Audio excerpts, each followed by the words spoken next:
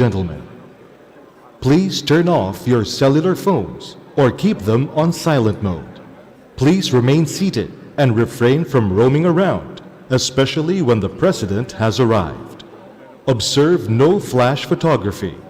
Live streaming on social media while the event is ongoing is strictly prohibited. All guests are requested to stay in their respective seats until the President has left the venue. Thank you.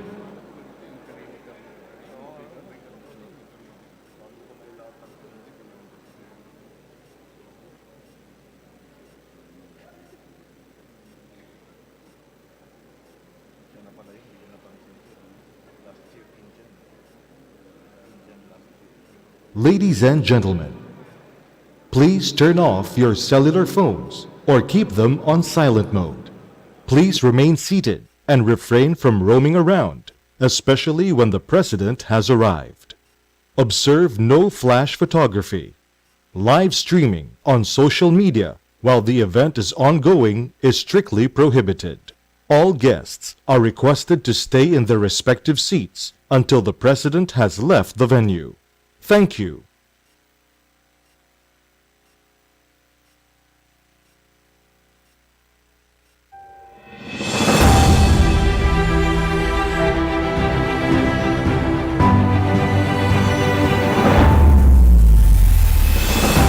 The 2023 State of the Nation Address of President Ferdinand R. Marcos Jr.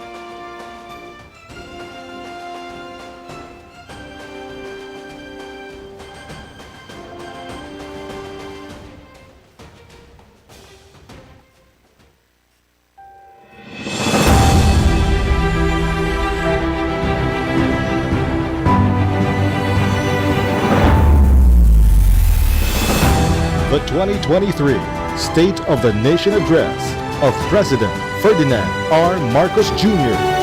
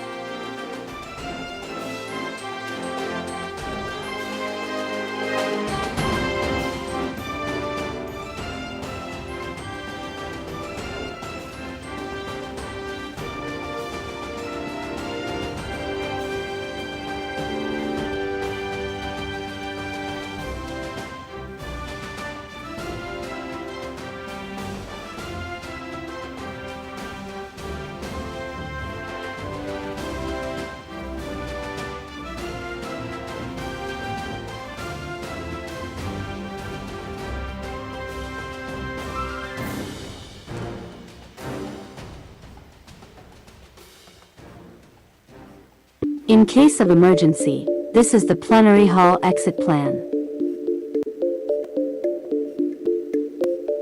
For guests situated at the rostrum, the nearest exits are at the north and south rostrum.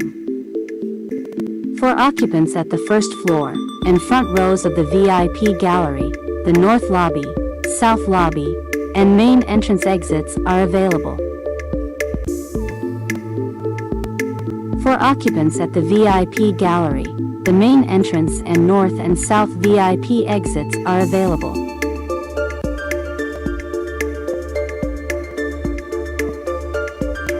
For occupants at the second floor gallery, there are exits available at both sides.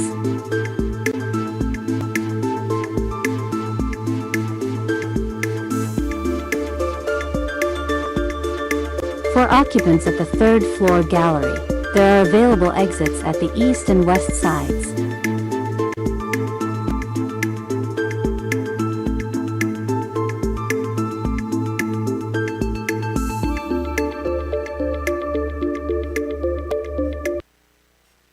Ladies and gentlemen, please turn off your cellular phones or keep them on silent mode. Please remain seated and refrain from roaming around, especially when the President has arrived. Observe no flash photography.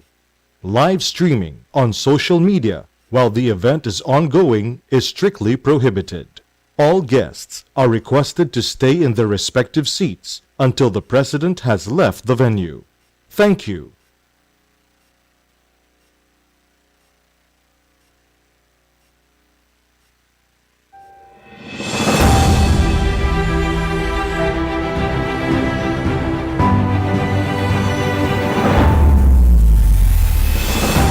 The 2023 State of the Nation Address of President Ferdinand R. Marcos Jr.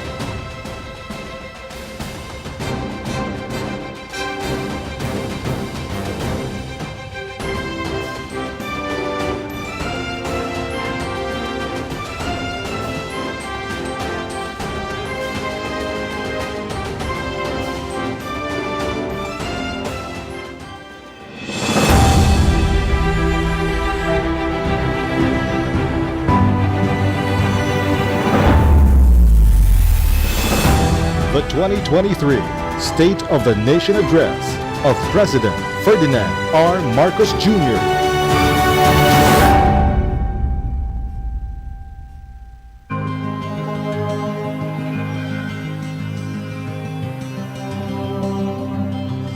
To my fellow Filipinos, ang aking mga minamahal na kababayan, batid ko na hindi madali ang ating pinagdaraanan sa nakaraang higit na 2 taon. Alam ko rin na ang bawat isa sa inyo ay ginagawa ang lahat ng inyong makakaya upang patuloy na harapin ang lahat na pagsubok sa kasalukuyan.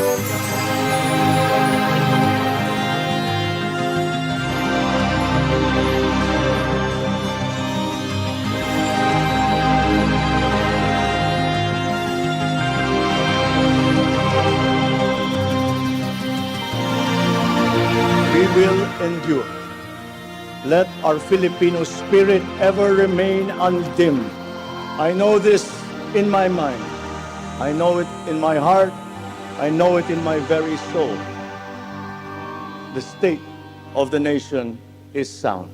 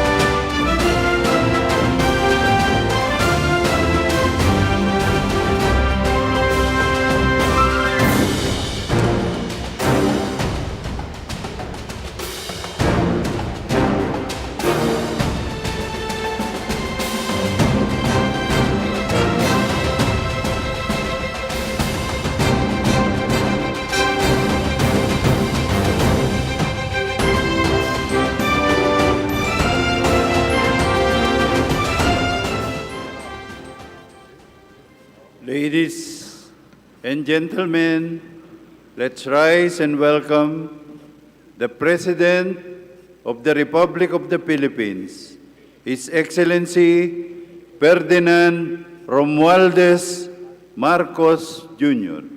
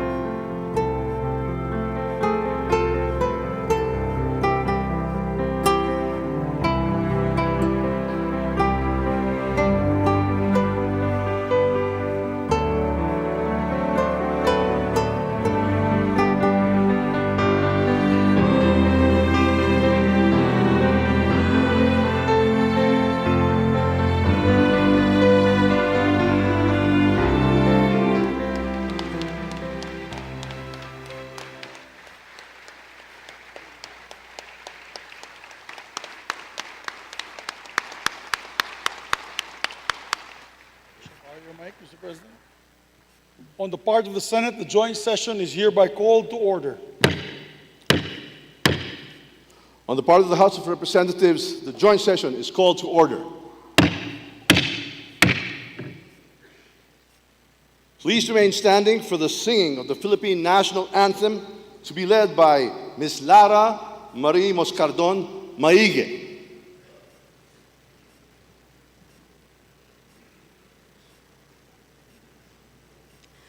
Bayang magiliw, perlas ng silanganan, alab ng puso, sa dibdib mo'y buhay.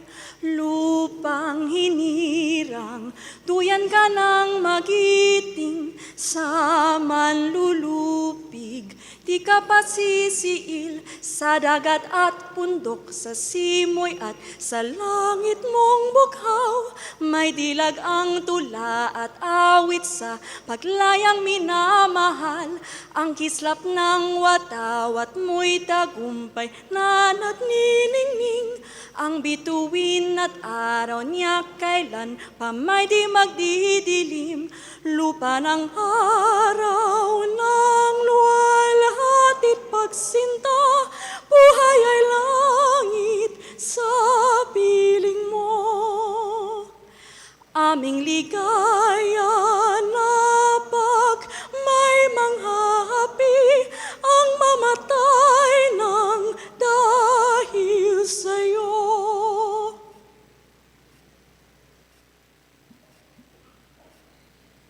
Please remain standing for the nation's prayer. Kindly bow your heads in prayer. O Diyos na makapangyarihan, manlilikha, tagapagbigay buhay at tagapagligtas. Salamat po sa inyong paggabay sa buong sandaigdigan, lalo na sa pagkalinga sa sangkatauhan mula sa dumating na pandemya.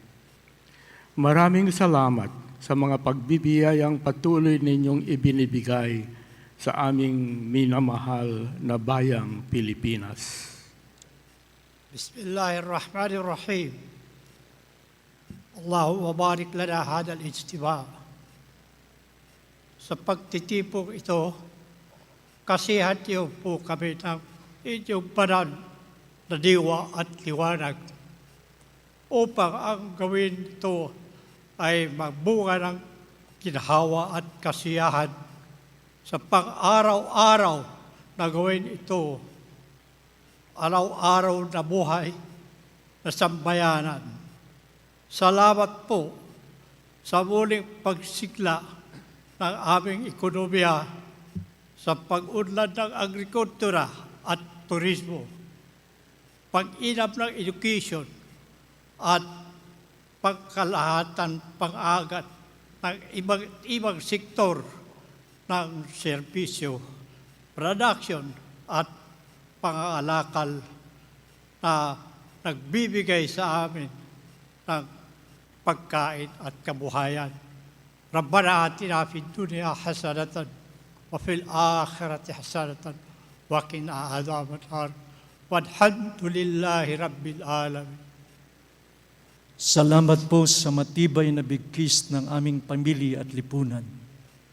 Nakalakip ng kaloob niyong matibay na pananampalataya sa inyo at ang aming pananalig sa pamahalaan ay sama-samang bumuo ng aming matibay na pundasyon bilang isang bayan. Ang pamilya, pamahalaan at pananalig namin sa inyo, Ama, ang siya rin naming sandigan, kanlungan, at bukal ng lakas sa pagharap at pananagumpay sa maraming hamon ng buhay. Salamat po sa pag-iral ng kapayapaan at kaayusan sa gitna at sa kabila ng iba't ibang pananaw, sa marubdob at masiglang diskurso ng aming demokrasya. Tulungan niyo po kami upang makamit ang mas malalim, matibay, malawak na kapayapaan sa ikabubuti ng lahat. Akayin niyo po kami sa pagpapaunlad panglalo ng ekonomiya upang makarating ang mas maraming biyaya sa bawat tahanang Pilipino. Kalakip nito, bigyan niyo rin po kami ng dunong at pagkakaisa sa pagharap at pangangasiwa ng hamon ng climate change. Maghari po kayo ng ganap ang inyong banal na diwa sa puso at isip ng aming mga mamamayan at mga pinuno, mga mambabatas, na mamahala at mga hukom, 10 ng kanilang mga tauhan, upang ang buong katapatan, ang paglilingkod nila at kagandahang loob na manguna sila at maglingkod tungo sa mapayapa, makatarungan, maayos, maunlad, masagana at masayang pamumuhay ng buong sambayanan. Itinatalaga po namin ang gawain ito sa inyo pong mabunyi at dakilang pangalan.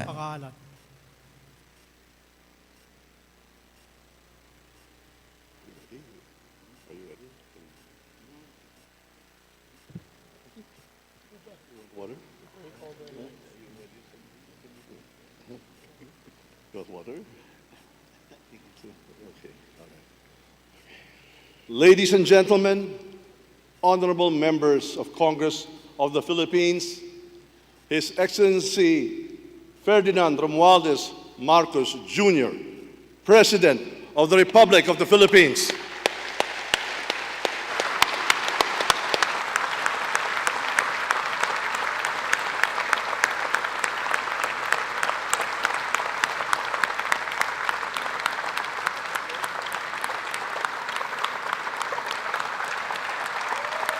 Thank you.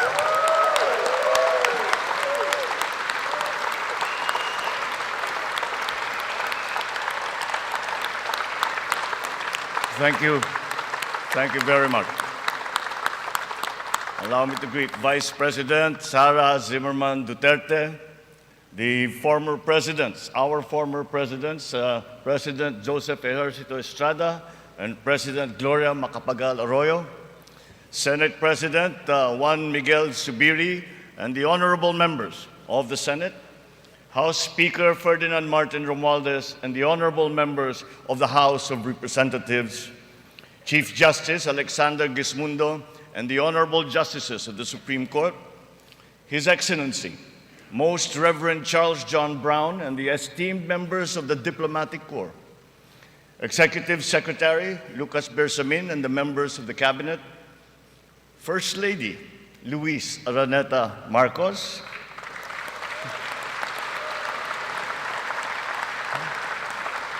former First Lady Imelda Romualdez Marcos, other distinguished guests, mga minamahal kong kababayan, ladies and gentlemen, magandang hapon po sa inyong lahat. 1 year ago today, I stood here before you, setting forth the plans that we have to improve our economy, bring jobs to our people, improve the ease of doing business, recalibrate our educational system to adapt to the new economy, lower and rationalize energy costs, boost agricultural production, enhance healthcare, and continue social programs for the poor and the vulnerable. Let me now report to the people on the successes that we can now lay claim to, and also the challenges that we continue to face. Last year, we emphasized certain strong headwinds that were confronting us along with the rest of the world in our post-pandemic economic recovery. And the biggest problem that we encountered was inflation. Maraming kaganapan sa mundo ang nakapagpagulos sa maayos na takbo ng pandaigdigang merkado. Bukod sa digmaan sa Ukraine, naroon ang patuloy na epekto ng pandemya. Pinalala pa ito ng pagbabawas ng produksyon ng mga bansang pinagkukuhanan natin ng langis. Nang tumaas ang presyo nito, nagsunura na rin ang presyo ng iba't ibang bilihin, ang gasolina, ang kuryente at ang pagkain. Ramdam sa buong daigdig, pati na sa Pilipinas, ang naging pagtaas ng mga presyo ng bilihin noong mga nakalipas na buwan. Sinuri nating mabuti ang sitwasyon. Sa tulong ng ating mga ekonomista, nakapagbalangkas tayo ng mga polisiya na magsisilbing pundasyon ng ating ekonomiya sa mga susunod na taon. Ito ay nakasaad sa ating medium-term fiscal framework na sinuportahan ninyo sa Kongreso. Kasabay nito ang paglulunsad ng mga estratehiya na mapalakas sa kakayahan ang ating mga kababayan at mga sektor ng ating ekonomiya. Nakakita po tayo ng magagandang resulta. While the global prospects were bleak, our economy posted a 7.6% growth in 2022, our highest growth rate in 46 years.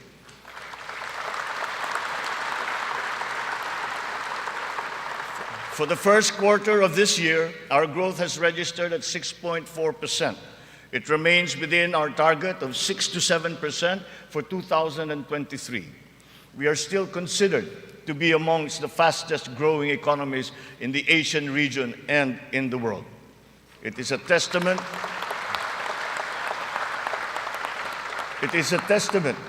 to our strong macroeconomic fundamentals. Our financial system, the nerve center of our economy, remains strong and stable. Banks, the transmission arms of our monetary policy, have strong capital and liquidity positions. Stimulated by the relaxation of pandemic restrictions, transactions once again have flourished alongside the booming e-commerce that was undeterred by the pandemic in 2022. The digital economy contributed 2 trillion pesos, the equivalent of 9.4% of our GDP. The economy is revived and rejuvenated, backstopped by a favorable enabling environment and the strong rule of law. This year, the World Bank projects a 6% overall growth rate, well within the range of our targets for the year. It is anchored on strong local demand, underpinned by consumer spending, and draws strength from the BPO industry and, of course, the steady flow of remittances and the continuing jobs recovery. Inflation rate is moving in the right direction. From 8.7% in January, our inflation has continued to ease up in all regions, settling now at 5.4% for June. What this means is that in spite of all the difficulties, we are transforming the economy. We are stabilizing the prices of all critical commodities. According to the Bangko Sentral, inflation is expected to ease further by the close of the year and projected at 2.9% by 2024.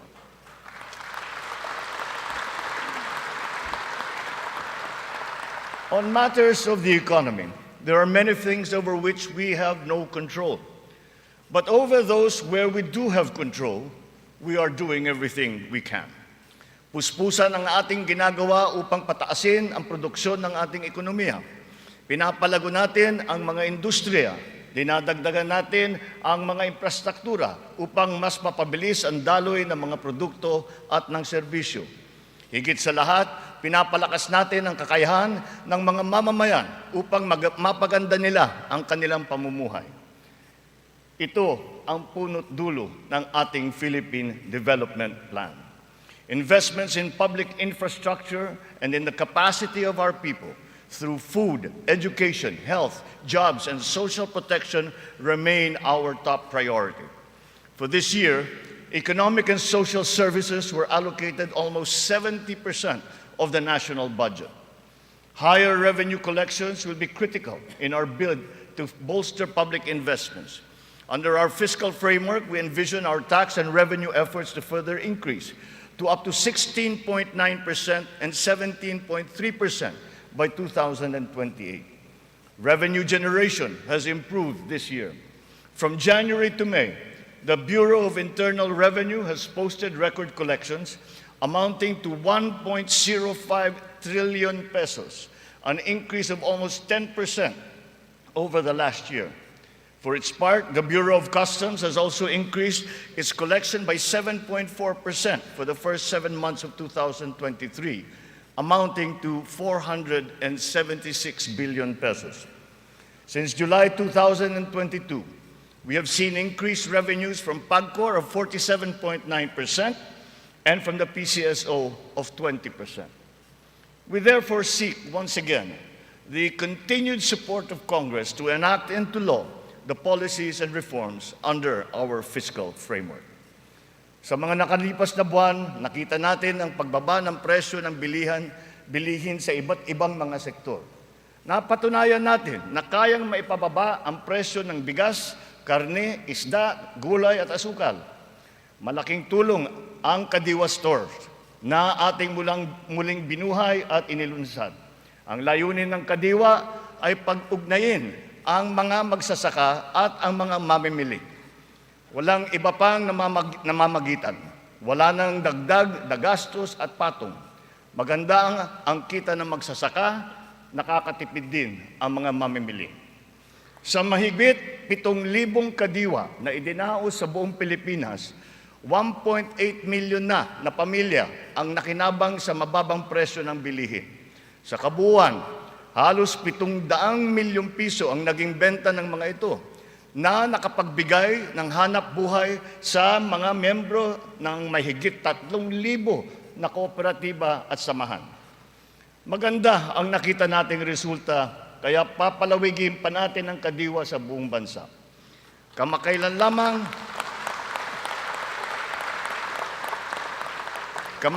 lamang ay nagsanib puwersa na ang mga ahensya ng pamahalaan upang lalo pang patibayin ang Kadiwa.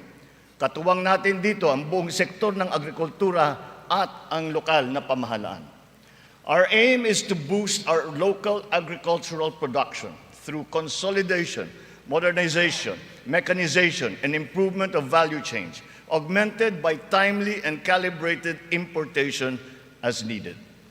Nakita nating tumaas ng 2.2% ang sektor ng agrikultura sa unang 3 buwan ng taong ito. In our quest for food security, our methods are now more guided by science and the balance of nature, so that production is both sustainable and responsible, benefiting both this and future generations. Our fisheries codes must be revised to incorporate and strengthen science-based analysis and determination of fishing areas. This approach will protect both the interests of our fisherfolk and our fisheries and aquatic resources. To this end, we will seek the support of Congress to amend the code to guarantee sustainable development of our fisheries sector in harmony with environmental balance.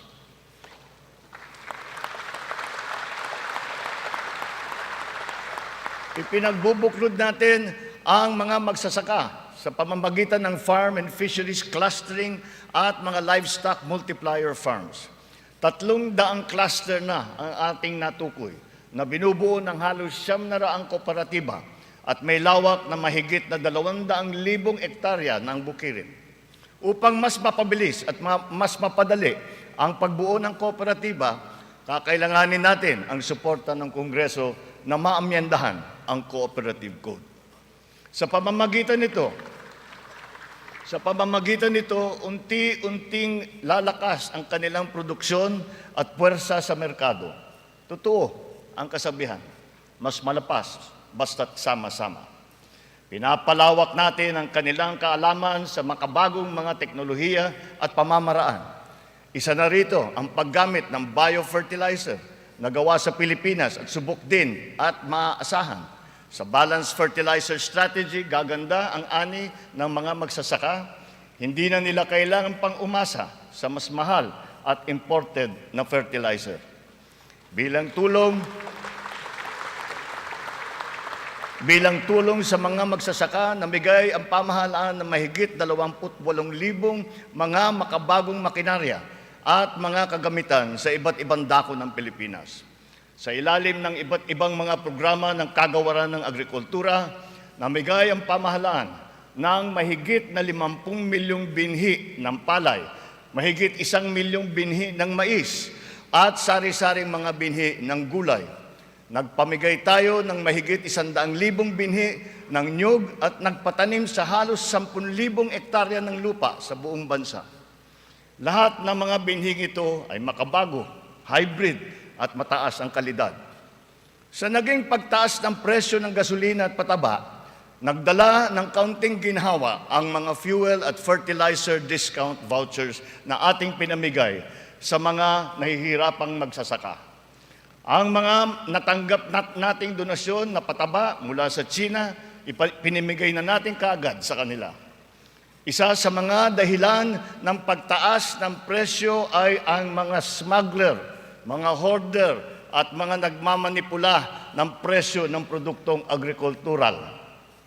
Hinahabol at ihaabla natin sila. Sadyang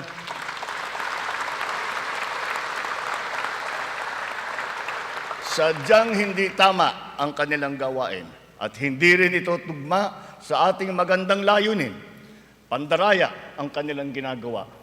Napapahamak hindi lamang ang mga magsasaka, kundi tayo rin mga mamimili.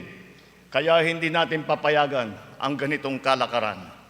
Bilang na ang mga araw ng mga smuggler at hoarder na yan.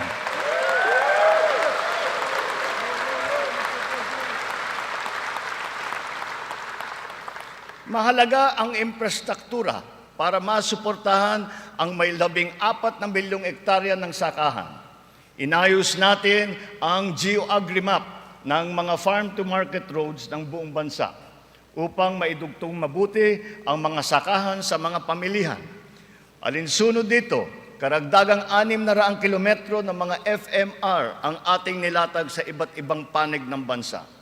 Binigyan din natin ng patubig ang mahigit na 49,000 hektarya ng bukirin sa buong Pilipinas. Nagpagawa tayo ng halos 4,000 mga karagdagang fabrication lab, production at cold storage facility na magagamit ng lahat. Sa tulong ng Kongreso, nakapagpatayo tayo ng 24 na multi-species hatcheries upang maparami ang produksyon ng mga isda. Nakabantay tayo sa anumang banta ng mga sakit at peste na maaring dumapo sa mga pananim at alagang hayop. Malapit na tayong magkaroon ng mga epektibong gamot at bakuna labang sa mga ito. Samantala, pinapalakas natin ang biosecurity levels ng mga alagang hayop bilang panlaban sa sakit. Tayo rin ay naghahanda sa El Nino na nagbabadyang tumama sa mga darating na buwan. Nagsimula na tayong maghanda at ang mga buffer stock at ang mga kagamitang patubig ay hinahanda na. Kung kinakailangan, magsasagawa pa tayo ng cloud seeding upang makapagdala ng ulan. Kasabay ng lahat na ito, hinihimok din natin ang ating sambayanan na magtipid ng tubig para sa malawakang paghanda sa banta ng tagtuyot. Tulad ng ating ipinangako, ipinagpatuloy natin ang reformang pansakahan. Mahalagang haligi ito ng sektor ng agrikultura na ating inaayos. Nitong nakalipas na taon, mahigit 70,000 titulo ng lupa ang ginawad sa mga benepisyaryo ng reformang agraryo.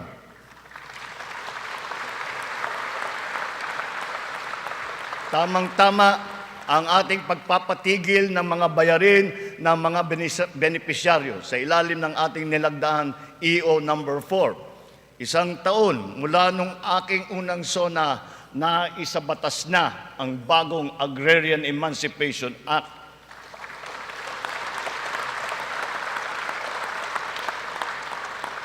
Dahil dito, ang 57 billion piso ng utang na pinapasan ng mahigit 600,000 benepisyaryo ay tuluyan ng nabura.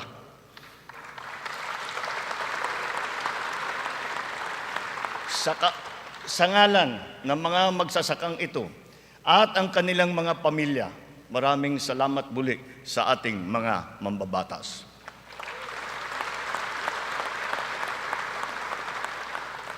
Ang tubig ay kasing halaga rin ng pagkain. Kailangan natin tiyakin na may sapat at malinis na tubig para sa lahat at sa mga susunod na salinlahi.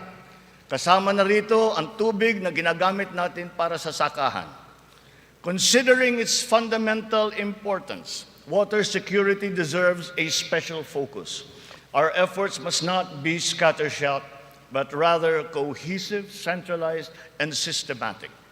So given that urgency, We have created the Water Resources Management Office to specifically handle the delicate job involving this most precious resource. Nakikipag-ugnayan tayo sa Kongreso upang maipasa ang batas para sa pagbuo ng isang Department of Water Resource Management.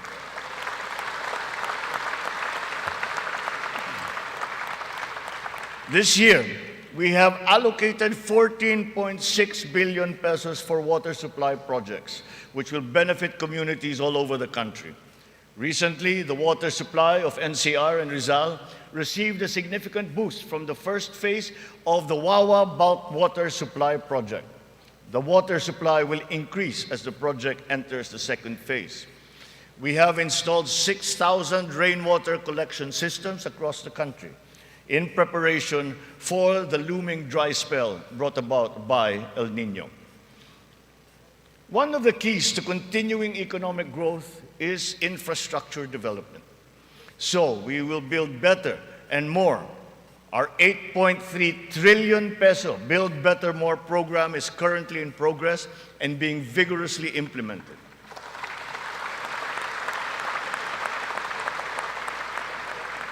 Ang buong bansa ay makikinabang sa 174 na proyekto sa ilalim ng programang ito. Hindi lamang natin pinapagpatuloy ang mga nasimulan ng mga proyekto, lalo pa natin pinapalawak.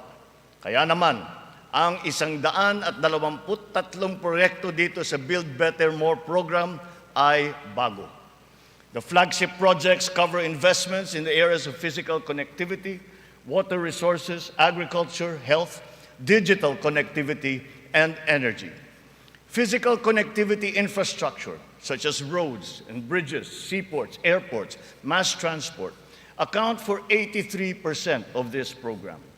Our infrastructure spending will stay at 5 to 6% of our GDP.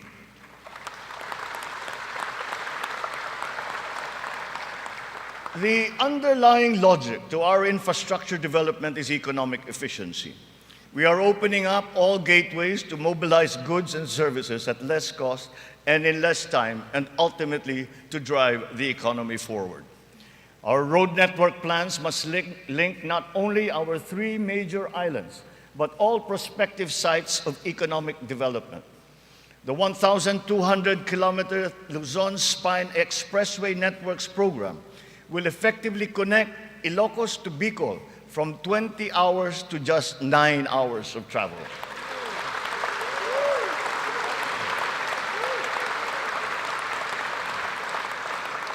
Under the Mega Bridge program, 12 bridges totaling 90 kilometers will be constructed, connecting islands and areas separated by waters.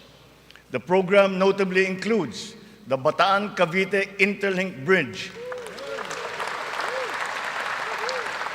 and the Panay-Guimaras-Negros Island bridges,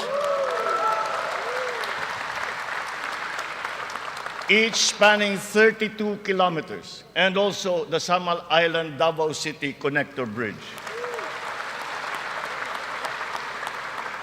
As of June this year, we have constructed, maintained, and upgraded more than 4,000 kilometers of roads and around 500 bridges across the country.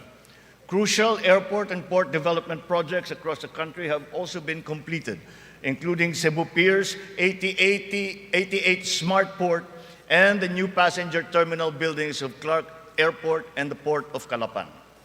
We initiated several railway projects with a total length of more than 1,000 kilometers. Notably, the southern leg of the north-south commuter railway system is now in full swing. In a few years, travel from Pampanga to Laguna will be reduced from 4 hours to just 2.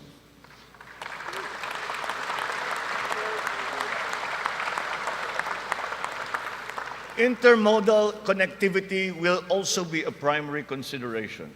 Roads, bridges, and mass transport systems will be interconnected.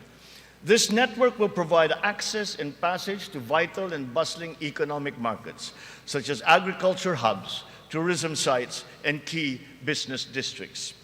For strategic financing, some of the nation's high-priority projects can now look to the newly established Maharlika Investment Fund without the added debt burden.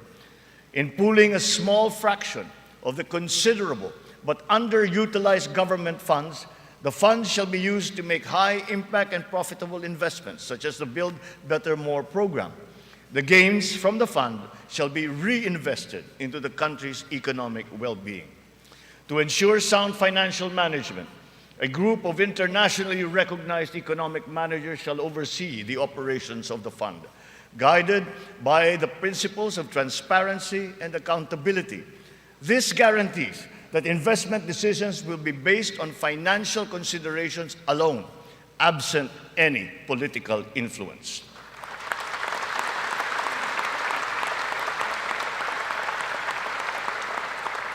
The funds for the social security and public health insurance of our people shall remain intact and separate. Owing to favorable market conditions, the price of crude oil has stabilized. Since last year, gasoline and diesel prices have gone down by 18% to 29% respectively. We have built 8 new additional power plants. This brings to 17 the total number of power generation facilities that have been switched on across the country since last year, substantially increasing our energy production by 1,174 megawatts. Alongside power generation, we are also as relentless in pursuing total electrification. Since my assumption into office, almost 500,000 homes have been given access to electricity. We will spare no effort to achieve full household electrification by the end of my term. 100% is within our reach. When it comes to energy, renewable energy is the way forward. We are aggressively promoting renewables so that it provides a 35% share in the power mix by 2030, and then on to 50% by 2040. To accelerate the realization of this green energy goal, we have opened renewable energy projects to foreign investments. Since last year, an additional 126 renewable energy contracts with a potential capacity of 31,000 megawatts have been awarded. To date, we have over 1,000 active projects spread all over the country. 299 of these are solar, 187 are wind, 436 are hydroelectric, 58 biomass, 36 geothermal, and 9 are ocean-powered. The Malampaya project has been a boon to our country, energizing 20% of Luzon. The renewal of the contract guarantees continued revenues and energy production for another 15 years. But aside from Malampaya, we will also push for more gas exploration in other parts of the country. The national government has also partnered with the BARM in regard to energy exploration and development, and also its utilization within its territorial jurisdiction. We therefore expect to see renewed investor interest in its promising sites. We finally have a unified national grid with the interconnection of the Luzon, Visayas, and Mindanao grids. The one grid, one market will enable more efficient transfers and more competitive pricing of electricity throughout the country. However, 68 grid connections are much delayed, according to the ERC's count. We are conducting a performance review of our private concessionaire, the National Grid Corporation of the Philippines. We look to NGCP to complete all of its deliverables, starting with the vital Mindanao, Visayas, and Cebu Negros Panay interconnections. Habang pinapabuti natin ang lagay ng ekonomiya, pinapalakas din natin ang kakayahan ng Pilipino. Ito ay sa pamamagitan ng mahalagang armas ng edukasyon, magandang kalusugan at trabaho. Malaking bahagi ng pondo ng pamahalaan ay inilaan para sa mga ito. Sa ating pagtahak sa kaunlaran, walang mamamayang Pilipino ang maiiwanan. Para sa atin, ang bawat buhay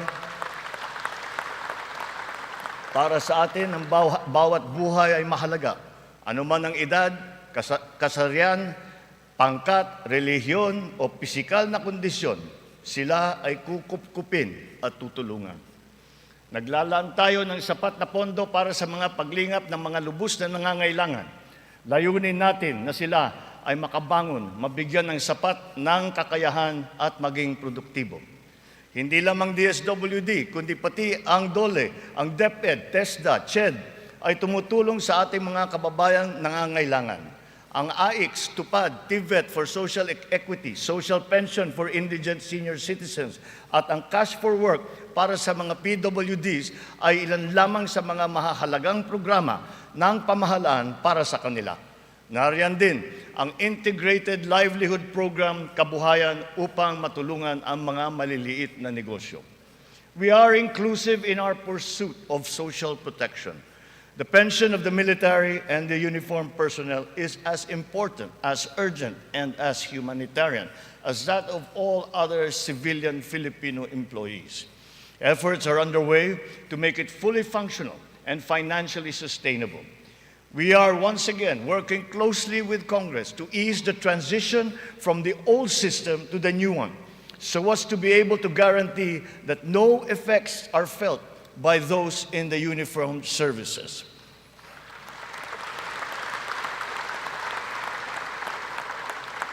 Nagsisimula ang lahat sa edukasyon. Ito ay para palakasin ang isip at kakayahan ng bawat Pilipino. Ang ating butihing Vice Presidente, na kalihim din ng kagawaran ng edukasyon, ay tumutulong upang tiyakin na ang bawat batang Pilipino ay mabibigyan ng nararapat at kalidad na edukasyon.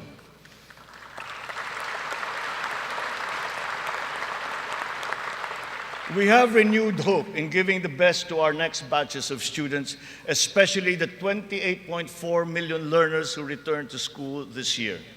Learning recovery will be at the forefront of our education agenda.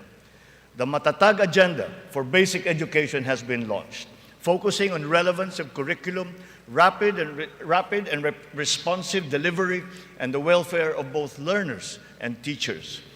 We are augmenting as well our school workforce. 90% of the newly created teaching positions have now been filled, while additional administrative personnel have been hired to unburden the teachers of any extra load. Taking to heart the lessons of the pandemic, alternative delivery modes and blended learning methodologies have been adopted to ensure unhampered learning. Additional social safety nets, such as school-based feeding programs, are also being implemented. Learners will be made more resilient. Our public schools and facilities are being increased and fortified.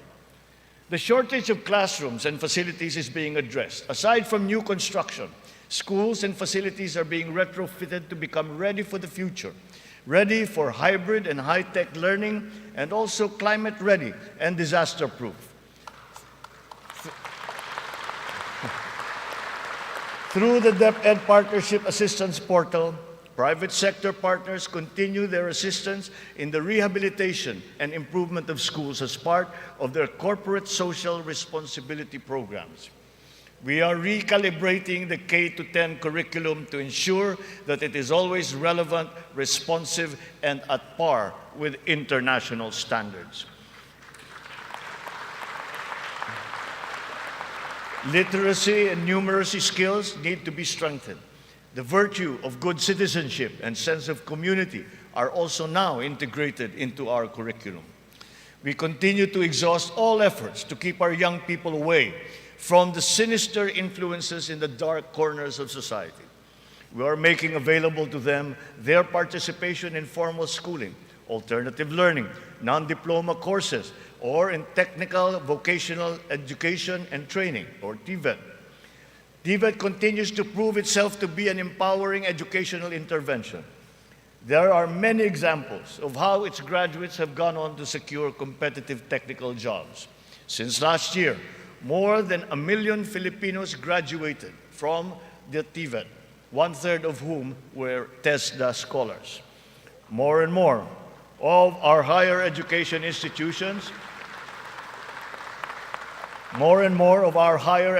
institutions have reached world-class status. This year, 52 Philippine HEIs have been included in the World Universities rankings compared to just 15 last year. We will not let a student's financial constraints be an hindrance to his or her education.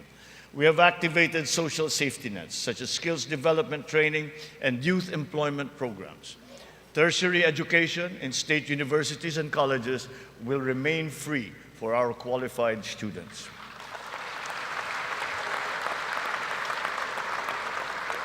Last year, out of the 4.1 million enrolled college students, almost 50% were beneficiaries of the country's free higher education under the Universal Access to Quality Tertiary Education program.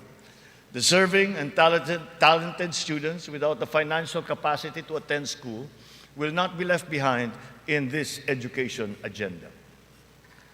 A culture of innovation, working hand in glove with a culture of entrepreneurship, must be fostered. This is Philippinovation.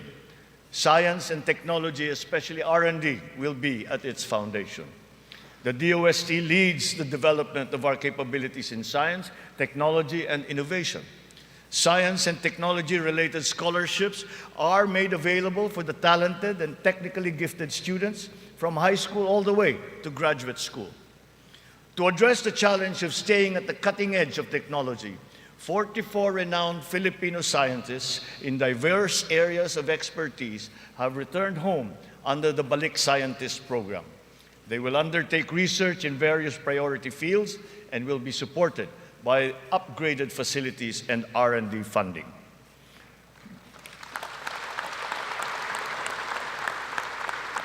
The Philippines has launched 2 additional satellites into space. Together with the first satellite, they will track weather, predict storms, evaluate soil and water supplies, analyze shifts in population, and be used for traffic management, geohazard mapping, risk assessment, and even including security and defense.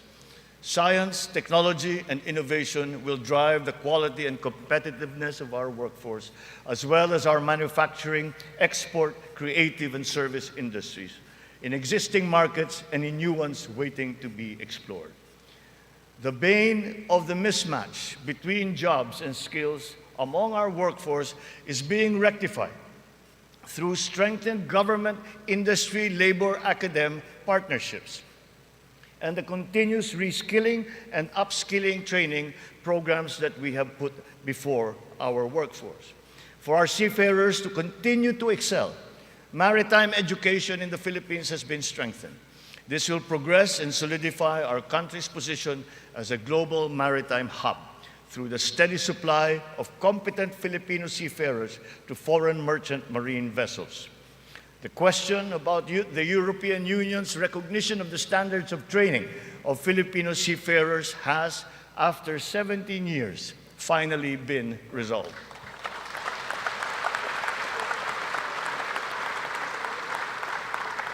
This development now effectively maintains the Filipino seafarers' distinct competitive advantage in the global shipping labor market. To address the current shortage of healthcare professionals in our country and to help us achieve our goal of universal healthcare, we are greatly expanding our medical and nursing education programs. We will push the envelope even further. We are helping nursing graduates hurdle their board exams so that they will obtain their licenses and join our pool of healthcare professionals. Ang kalusugan ang ikalawang armas para sa lakas ng pangangatawan ng bawat Pilipino. Isinusulong natin muli ang kalusugan ng Pilipino. We are now refocusing our health priorities, applying the lessons learned from the pandemic and addressing the weaknesses that it has exposed. Healthier communities and lifestyles are our advocacy. We have launched convergent programs to address hunger and nutrition-related issues amongst our people, especially the children, like stunting and wasting. Last week, we introduced the pilot food stamp program, which seeks to supply the nutrition needs of the 1 million most food-poor Filipinos. The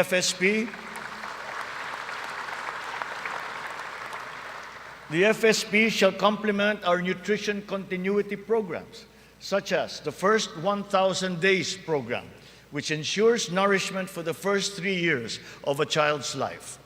The supplemental feeding program is for our children attending daycare centers.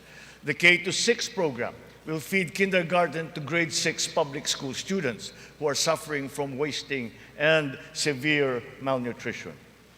We are catching up on the routine vaccinations of our children. As of this year, more than 80% of our eligible children have been vaccinated against measles, rubella, and polio. Nananawagan ako sa lahat ng mga magulang na kumplituhin ang mga bakuna ng kanilang mga anak at magtungo sa pinakamalapit na health center para sa mga libreng bakuna. The whole of society must exert efforts to suppress the alarming rise of tuberculosis and HIV/AIDS. To stem the tide, the strategic plan is to ensure early diagnosis and treatment and ample testing sites and medications. Our healthcare system is undergoing structural changes. Public health facilities are being increased, both in number and in capability. Last year, more than 3,400 projects were completed. To improve capacity for specialized medical treatment, specialty centers in various fields are being established and integrated into our government hospitals. And the last year, additional 60 specialty centers have been opened to the public. Just last week, we inspected the site of what will soon be a 5-hectare multi-specialty center in Pampanga, which will specialize in pediatrics, cardiology, kidney, and cancer treatment.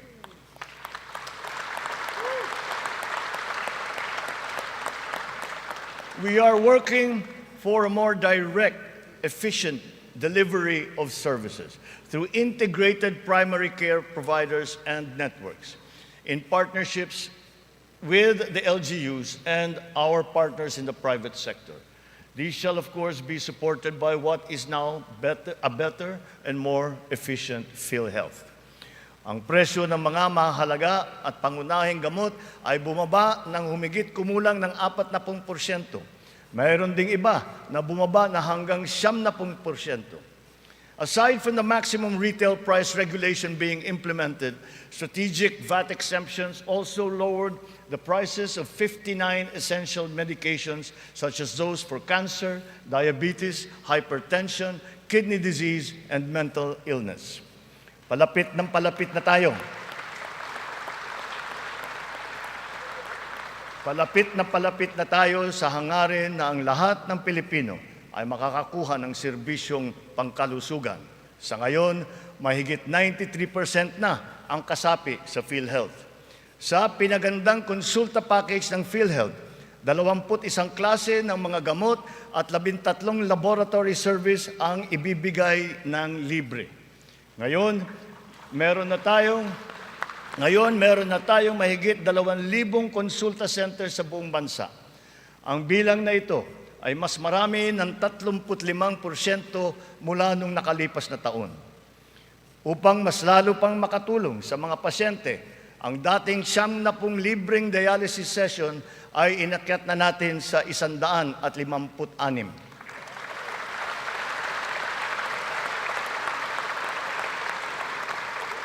Mga kababayan, libre na po ngayon ang dialysis para sa karamihan ng Pilipino.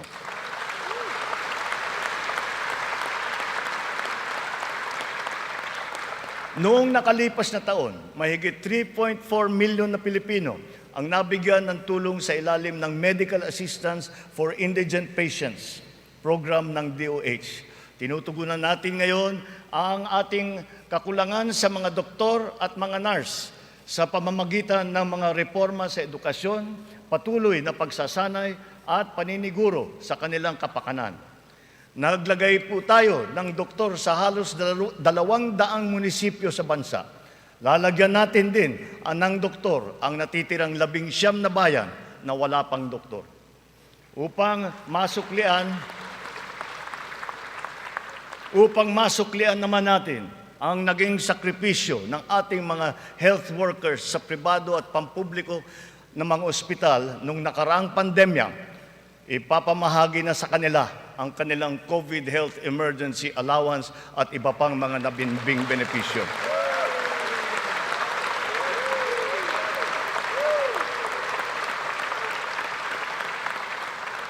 Kasabay ng pangangalaga natin sa edukasyon at kalusugan ng ating mamamayan, tinitiyak din natin na may sapat at magandang hanap buhay sa loob at maging sa labas ng bansa.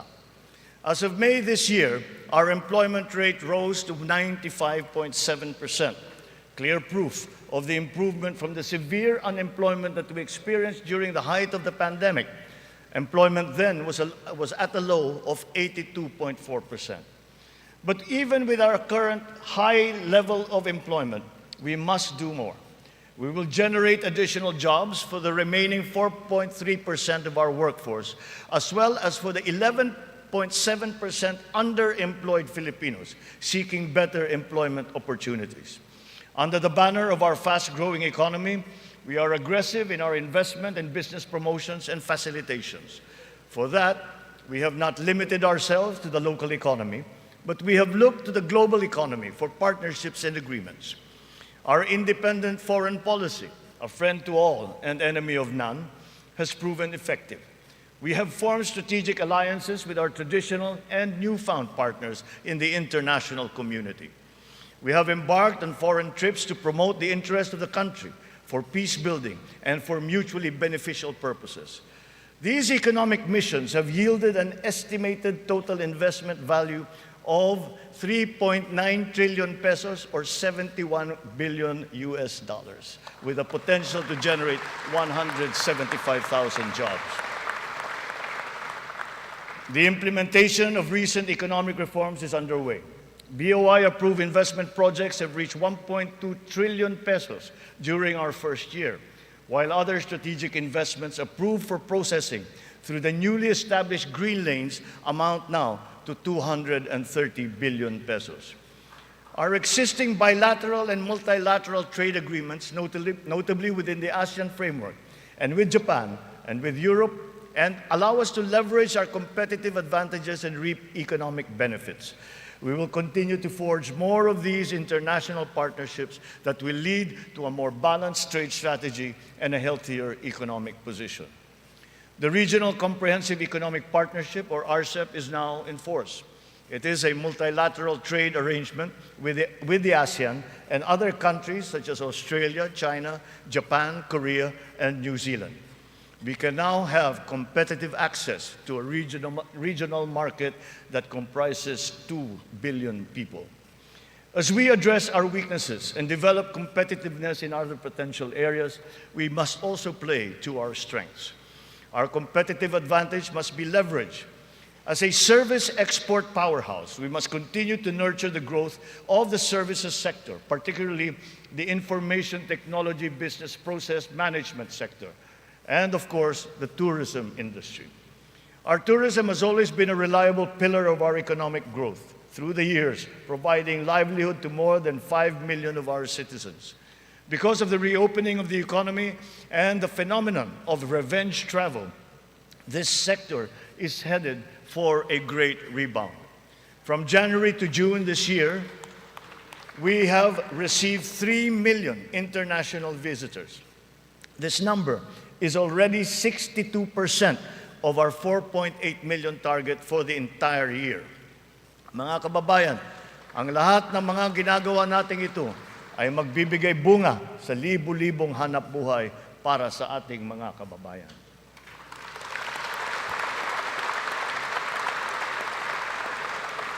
To create these investment opportunities, we must ensure that an enabling business environment is in place, that there is peace and order, and that the rule of law governs. We will solidify our country's reputation as an attractive and reliable investment destination. Building on institutional reforms of recent years, we have created green lanes for strategic investments and expedited the business processes in various sectors and investment modalities. A progressive and rationalized system of taxation is a component of the ease of doing business. The CREATE law has made our corporate tax and incentive schemes equitable and business-friendly. There are more structural tax reforms that must be introduced to allow us to reach our socio-economic targets. Digitalization is the call of today, not the call of the future, not the call of the future, but of the present. It is here, it is needed, and it is needed today. Government must fully embrace digitalization to provide better service to the people through its vital frontline services and its back-end functions. Digitalization will support the government's data-driven and science-based planning and decision-making.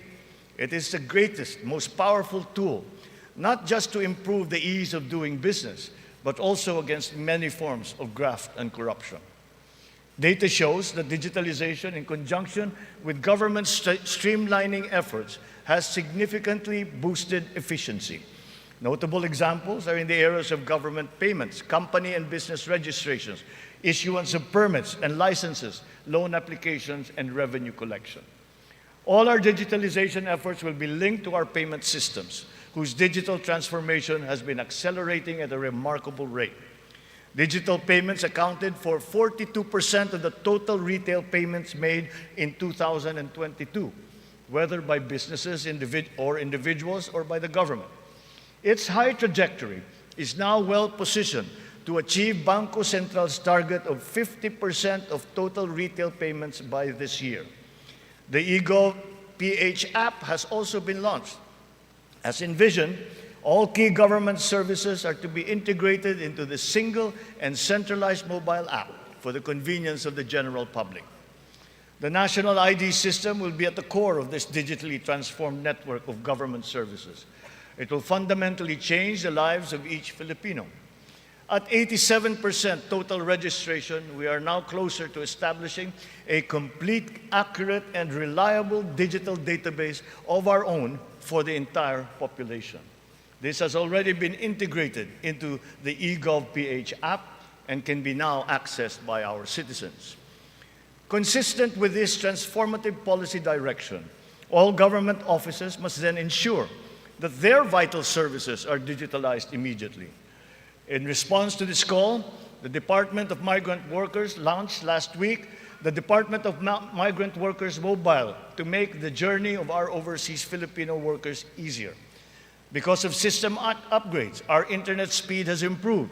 As of June of this year, our fixed broadband speed ranks 47th amongst 180 countries. This ranking is 11 places higher than it was last year. Our mobile internet speed is now ranked at 83 out of 142 countries, which is 8 places higher than it was last year. There will be more improvements as our internet infrastructure undergoes further upgrades. Early this year, Starlink went live in the Philippines, now providing high-speed satellite broadband connectivity.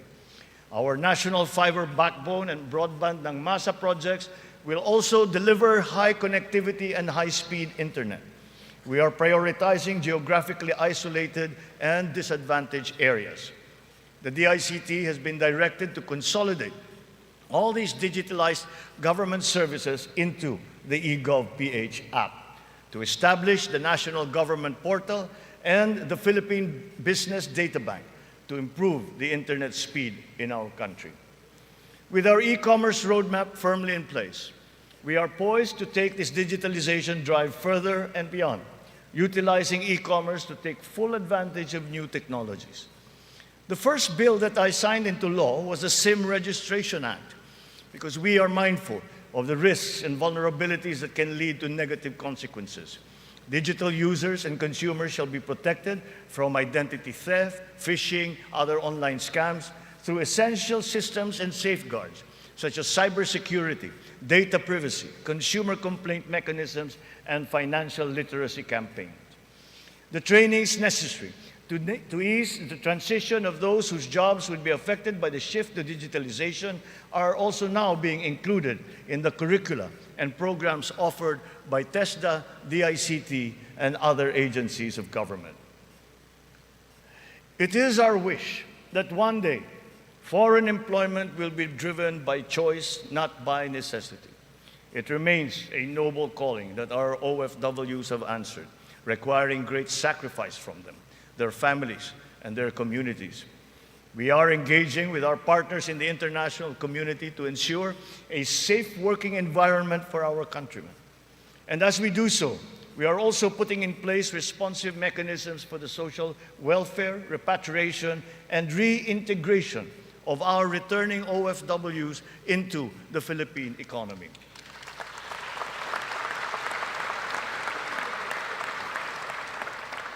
As the world economy reopens, we are witnessing a rise in overseas Filipino deployment. In 2022, the number has increased by 62%. OFWs continue to send in historically high remittances, solidifying their role in our transformative economic growth. In 2022, our OFWs contributed $32.5 billion, or roughly 1.8 trillion pesos, to our economy. Several countries have also signified interest to explore bilateral labor cooperation with the Philippines in the areas of healthcare, tourism, hospitality, engineering, construction, and information technology. Recently, we signed agreements with Singapore, Austria, and the province of Alberta in Canada. Our priority is to ensure that the principles of ethical recruitment, fair employment, and the safe and orderly migration of our people are embodied in our agreements with other countries. For example, the deployment issue in the Kingdom of Saudi Arabia has now been resolved. And as of today, 70,000 of our OFWs have already been deployed to Saudi Arabia for employment.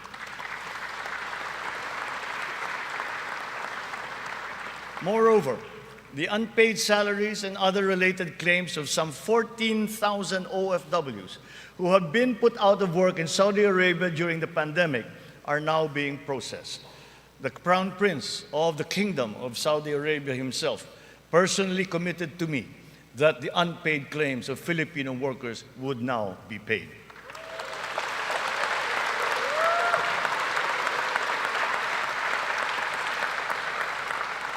The continued employment of some 50,000 workers and the deployment of many more Filipino seafarers aboard EU vessels has also been assured.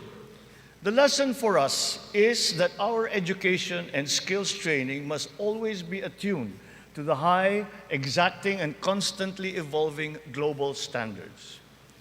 Sa pagsusumikap ng mga mamamayan, walang hindi kakayanin. Kahit ang mga matatayog na pangarap ay maaabot, kasama ang inaasam na tahanan. Katuwang natin ang lokal na pamahalaan at pribadong sektor upang matulungan ang Pilipino sa pangangailangan ng pabahay. Patuloy ang serbisyo ng Pag-ibig Fund upang makatulong sa kanyang 15 milyong membro para makabili ng bahay. Sa nakarang taon, mahigit 100,000 ang kumuha ng housing loan sa Pag-ibig na nagkakahalaga ng 117 billion na piso. Ito ang pinakamataas ng bilang sa buong kasaysayan ng Pag-ibig.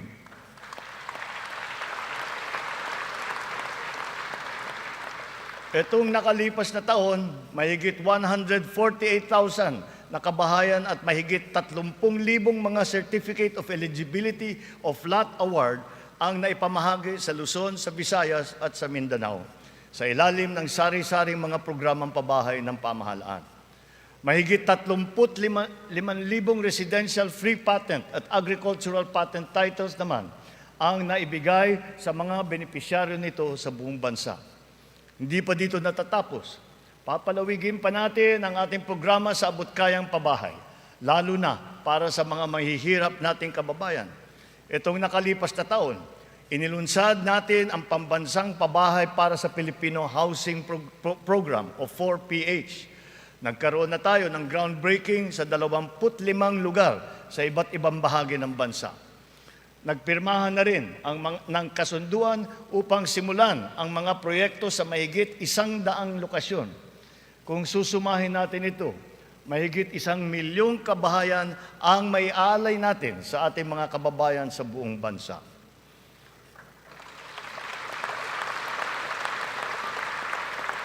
The building blocks of progressive, livable, and sustainable communities will never be complete without appropriate and responsible action to mitigate and to adapt to the effects of climate change. We can never lose sight of our responsibility to the future. The economic agenda cannot and will not ever be incompatible with our climate change agenda. Climate change is now an important criterion in our integral national policies, in planning, decision-making, up to the implementation of programs. The potential advantages of such enlightened policies extend to jobs and livelihood, with the unlocking of the development of the green and blue economies. We have learned many painful lessons from past disasters, but we continue to be alert and prepared in our disaster response. It has in fact been commented that sometimes we are over-prepared for such natural disasters. Well, to continue that, we are reorganizing our response teams to make them more adaptable, agile, and effective in times of calamities and crises, with a clear unity of command. Our evacuation centers are being upgraded to withstand the greater forces of the new normal of extreme weather, as well as other natural and man-made disasters. Furthermore, new evacuation centers are also being built, of which 55 have already been completed. We remain committed to global decarbonization goals and the reduction of our carbon footprint. We preserve and protect the treasure that is our forests. Their value to the environment, to the ecology, and the economy is incalculable. We have adopted the concept of the circular economy, using nature as our model. The aim is to keep raw materials in a closed loop. In our world with scarce resources, the circular economy allows us to fully use these resources, minimize waste, and reduce the need for new resources, just as it is in nature. Just like our climate change action, this new system requires the participation of all sectors of society, up to each individual citizen, for it to succeed. Only a whole of government and whole of society approach will enable us to do all of these. It is necessary to apply all the resources that are at hand if we are to progress as quickly as we need to. Collaboration is the key between and among government offices, and between government and the private sector, between industries and the academe, between government and international partners, and most importantly, collaboration between and among our populace. Kakailanganin natin ang tulong at kakayahan ng buong pamahalaan at ng buong bansa. And so, we shall do the same for the next 5 years. We seek not only to become more effective, but more, to become truly transformative. This approach will be operationalized through the interagency cooperations, as well as through coordinated efforts between and among the 3 branches of government and the independent constitutional bodies. We have organized private sector advisory councils and national local mechanisms to establish the needed linkages. Once again, on this same principle, I urge the government to enact a new government procurement law and a new government auditing code.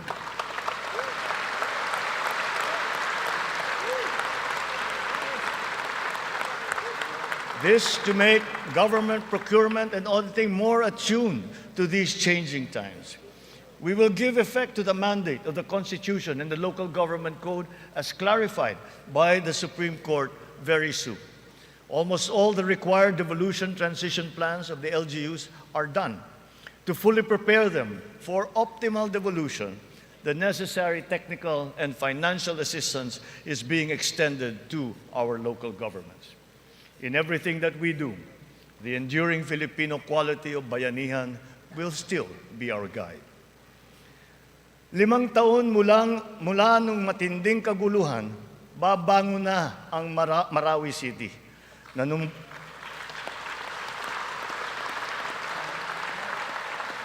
Nanunumbalik na ang sigla sa pamayanan, maraming proyekto ang nakumpleto at mga infrastrukturang naitatayo. Kasalukuyan na tayo nagpoproseso ng tulong pinansyal para sa mga biktima ng Marawi Siege upang sila ay makapagsimula muli.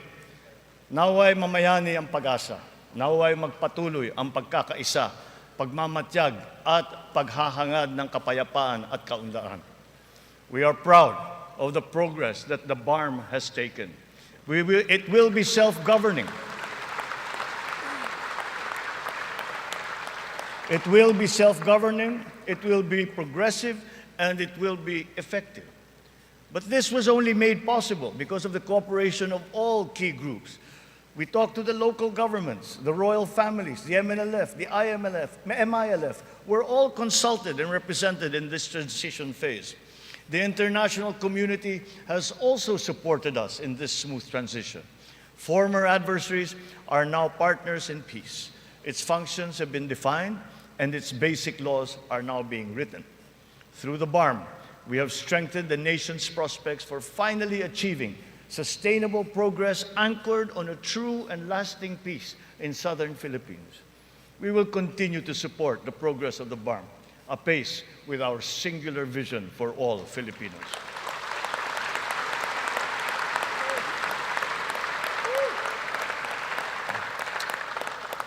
A strong and stable rule of law will strengthen the foundation of our transformation.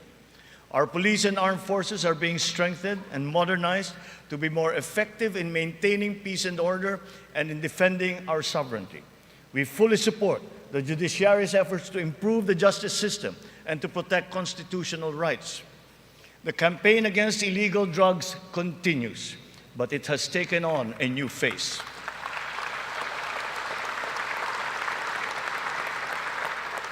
It is now geared towards community-based treatment, rehabilitation, education, and reintegration to curb drug dependence amongst our affected citizenry.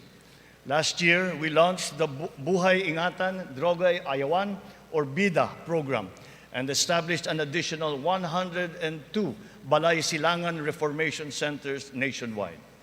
We will relentlessly continue our fight against drug syndicates, shutting down their illegal activities,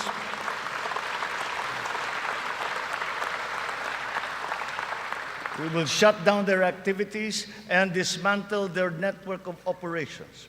Unscrupulous law enforcers and others involved in the highly nefarious drug trade have been exposed. I will be accepting their resignations.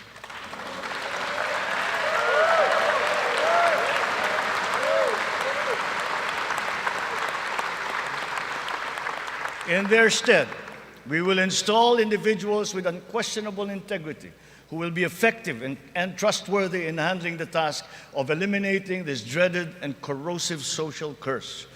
We cannot tolerate corruption or incompetence in government.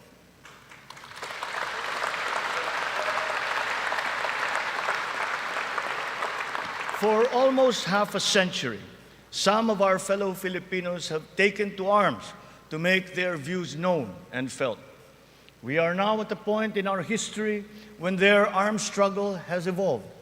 We have now progressed together towards peace and development.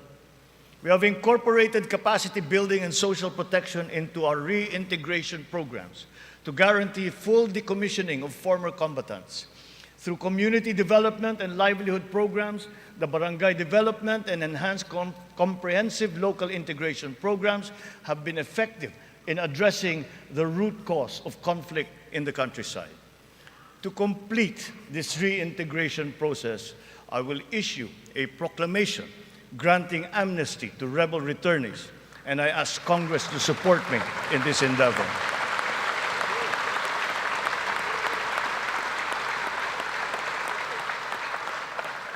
Our journey to progress requires not only unity and social cohesion amongst our people. It is also imperative that our nation remains intact and inviolable, our sovereignty preserved. We will protect our sovereign rights and preserve our territorial integrity in defense of a rules-based international order.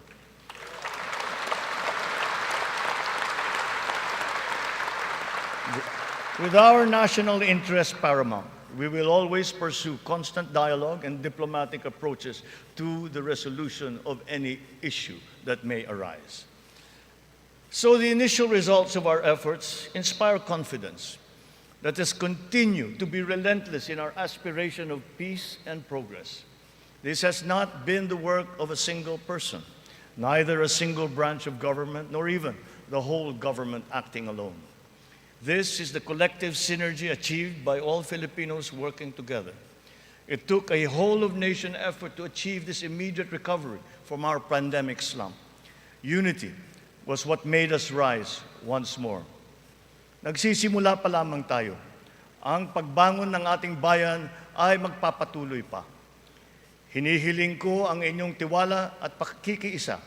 Sa ganitong paraan, makakamtan natin ang ating tanging hangarin, ang maginhawa, matatag at panatag na buhay para sa lahat ng Pilipino.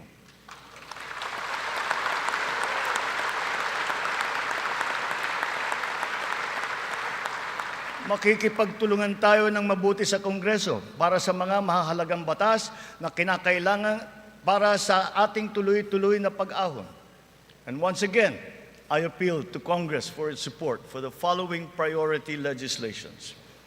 The essential tax measures under our medium-term fiscal framework, such as excise tax on single-use plastics, VAT on digital services, rationalization of mining fiscal regime, motor vehicle users charge, road users tax, the military and uniform personnel pension, amendment of the Fisheries Code, amendment of the Anti-Agricultural Smuggling Act, amendment of the Cooperative Code, new government procurement law, new government auditing code, anti-financial account scamming, Tatak Pinoy law, the Blue Economy law, ease of paying taxes, LGU income classification, and the Philippine Immigration Act.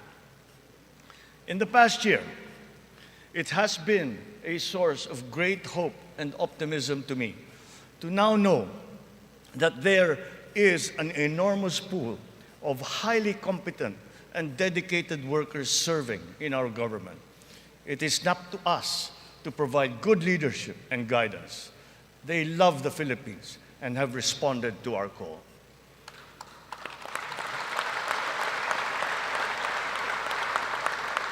I have stated before that my confidence in our future was grounded in our world-class quality workforce, be they the farmers in the field, corporate giants, government officials, school teachers, health workers, or employees. That confidence has been further buoyed by the demonstration of love for the Philippines. Every Filipino has unanimously risen to the challenge that we have made to them to be part of our nation's future. Handa silang maghandog ng tulong dahil mahal nila ang kanilang kapwa Pilipino at mahal na mahal nila ang Pilipinas. And thus, with this in my heart, I know that the state of the nation is sound and is improving. Dumating na po ang bagong Pilipinas. Maraming salamat po sa inyo.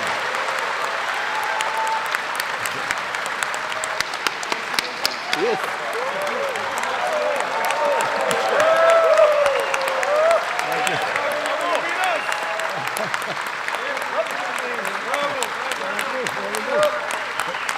Thank you.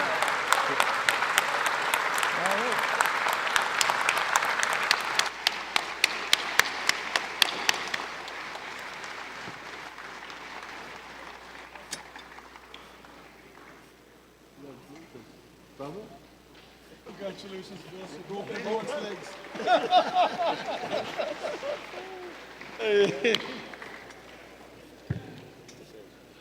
On the part of the Senate, the joint session is adjourned. On the part of the House of Representatives, the joint session is adjourned.